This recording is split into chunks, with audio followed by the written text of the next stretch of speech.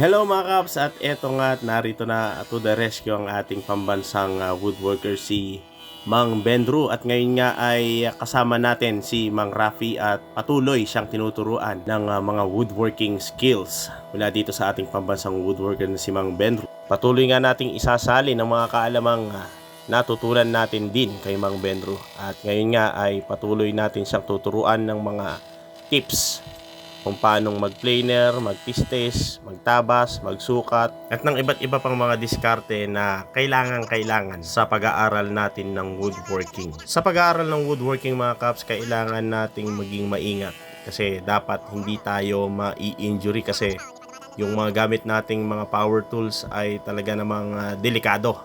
Kaya naman buong pag-iingat ang isa sa pinaka paalala natin sa kahit sinong tinuturoan natin ng woodworking skills. The basic knowledge that you have to learn pagdating sa woodworking mga kaps ay ang pagsusukat.